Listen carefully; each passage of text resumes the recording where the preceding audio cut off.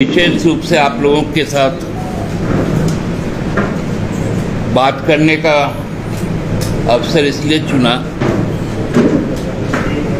कि अभी देश में और समाज में जो एक विभाजनकारी राजनीति की नई बुनियाद भारतीय जनता पार्टी ने रखी, उसका प्रतिफल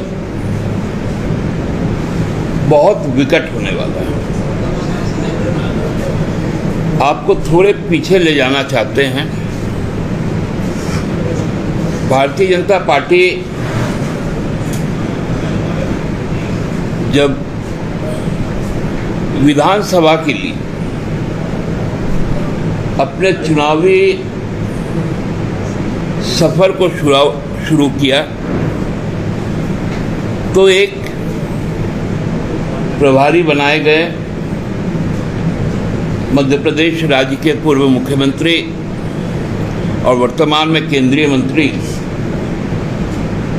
शिवराज सिंह चौहान जी, और दूसरे सह प्रभारी बनाए गए आसाम के मुख्यमंत्री डॉक्टर हिमंता बिश्वा शर्मा। थोड़ा याद कीजिए तो विश्व शर्मा जी जिस दिन से उनका प्रवेश हुआ उस दिन से समाज में धर्म और जाति के नाम पर एक जहर घोला जा रहा है, निरंतर जहर घोला जा रहा है। और वो जहर का असर ये है कि पिछले दिनों जो गोड्डा के जो माननीय सांसद हैं, उन्होंने संसद में बोलते हुए एक बयान दिया।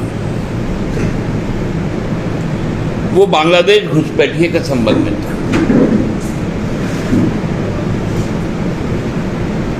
उसमें उन्होंने कहा कि झारखंड का संथाल परगना प्रमंडल, बिहार का कोसी प्रमंडल और बंगाल के मालदा और मुर्शिदाबाद जिले को अलग करके यूनियन टेरिटरी बनाया जाए। ये कोई साधारण बयान नहीं है, यह अचानक से दिया हुआ बयान नहीं है। ये एक सोची समझी साजिश के तहत न केवल झारखंड को विखंडित करने के लिए, बिहार को विखंडित करने के लिए और पश्चिम बंगाल को विखंडित करने के लिए भाजपा की एक दूरगामी सोच है।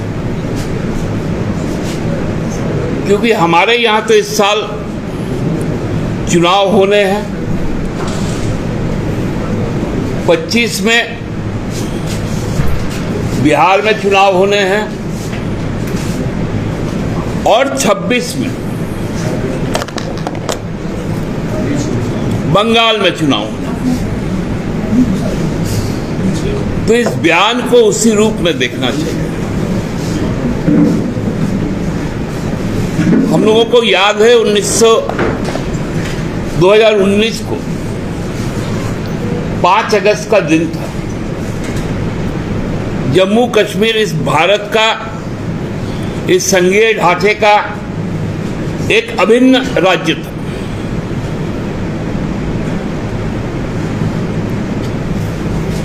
उस दिन उस राज्य को विखंडित कर दिया गया, राज्य का दर्जा छीन लिया गया और उसे 2 हिस्सों में बांट दिया गया। एक लेह लद्दाख कारगिल का इलाका, दूसरा जो वादी है कश्मीर का और जम्मू, उसको एक हिस्सा। और आज 5 साल होने को, आगामी 5 तारीख को 5 साल हो जाएगा वहां विधानसभा का चुनाव नहीं।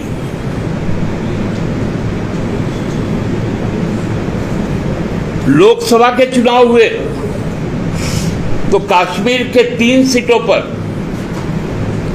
भारतीय जनता पार्टी ने अपना उम्मीदवार नहीं उतारा।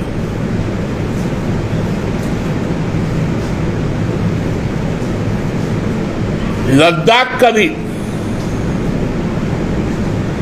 जो जनाक्रोश है वो भारतीय जनता पार्टी को पराजित किया।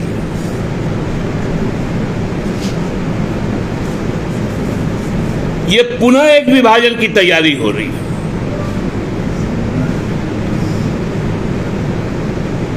कौन सा डेमोग्राफी की बात करता है?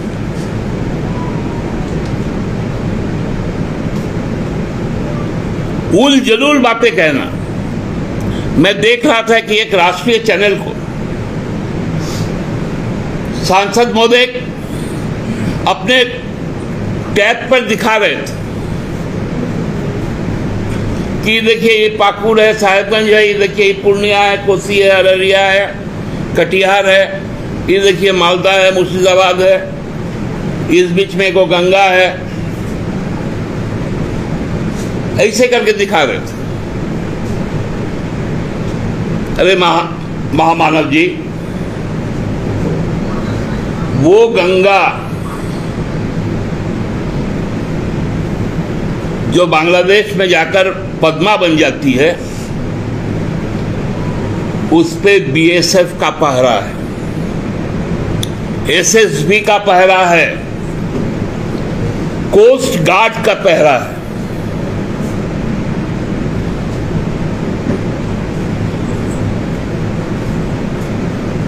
वो पूरी तरह से प्रोटेक्टेड वाटरलैंड है।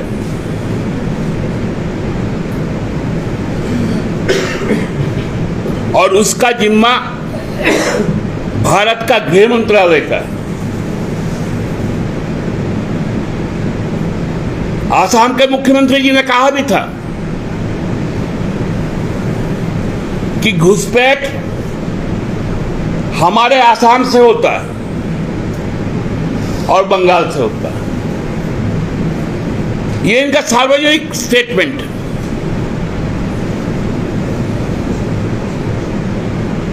तो यदि आपके वहां हो रहा है तो केंद्र सरकार के साथ आपके क्या रिश्ते हैं?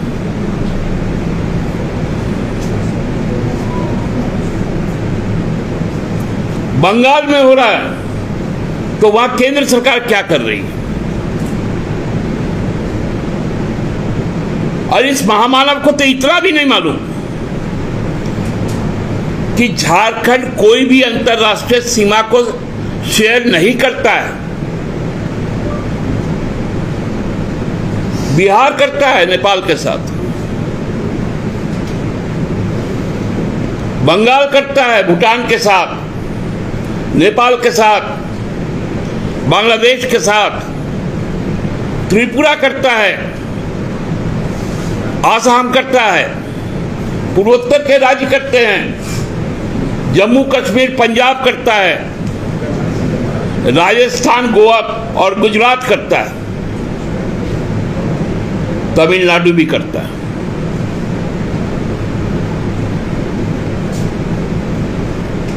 तो कहां से यह तथ्य आ गया? मुद्दा विहीन लोगों को भटकाव के लिए अब इस राज्य का विभाजन की तैयारी की जा रही है। मैं आपके माध्यम से एक सवाल बिहार के माननीय मुख्यमंत्री से भी पूछना चाहता हूं। वहां पर भी बिहार विधानमंडल का सत्र चल रहा है। क्या आपके समर्थक सांसद, आपके अलाई पार्टी के सांसद यदि बिहार विभाजन की बात कर रहे हैं तो आपको मंजूर है क्या? नीतीश जी को जवाब देना चाहिए।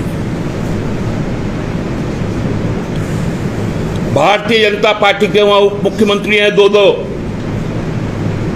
स्पीकर हैं, उनको विधानसभा में इस बात को लेकर चर्चा होनी चाहिए कि संसद में दिए गए इस बयान के साथ बिहार सरकार खड़ी है या नहीं है।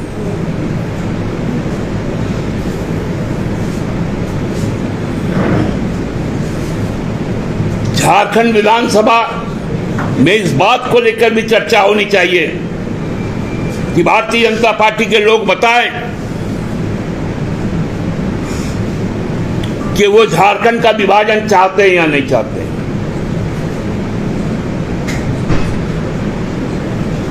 भारतीय जनता पार्टी इस बात को बताए कि वे इस राज्य में सरना धर्म कोड को लागू करना चाहते हैं या नहीं चाहते। आसाम के मुख्यमंत्री बताए कि आसाम के चाय बागानों में जो यहाँ के मूलवासी आदिवासी जो वहां काम करते हैं उनको शेड्यूल ट्राइब का दर्जा देंगे या नहीं देंगे।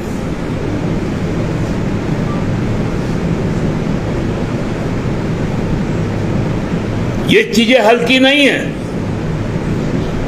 संसद में कही गई बात है। अब वो तथ्य है, डॉक्यूमेंट है, वो आर्काइव में चल जाएगा। और ये काले शब्द झारखंड के लिए अशुभ है।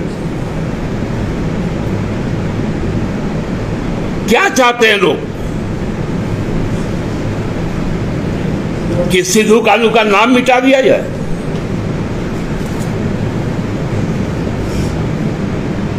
क्या चाहते हैं लोग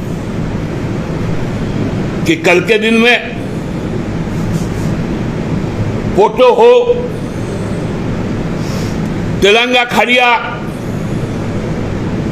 का नाम मिटाने के लिए कोल्हान को उड़ीसा के साथ मिला दे? दक्षिण छोटनागपुर को नीलांबर पीतांबर शेख भिखारी के नाम मिटाने के लिए, जतरा भगत के नाम मिटाने के लिए, बुधू भगत के नाम मिटाने के लिए दक्षिणी छोटनागपुर को छत्तीसगढ़ में मिला दिया जाए?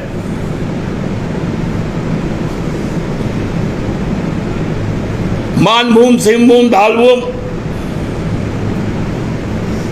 को पश्चिम बंगाल में मिला दिया जाए?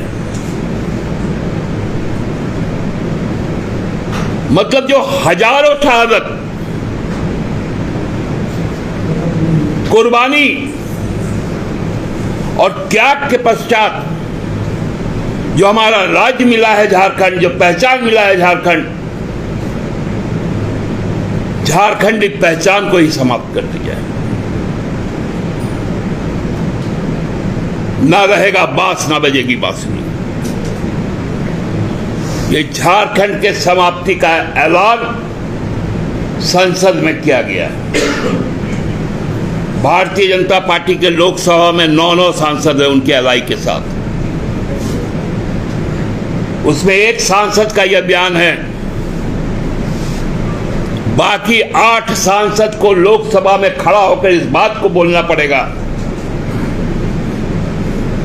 कि झारखंड के प्रति आपका नजरिया क्या है।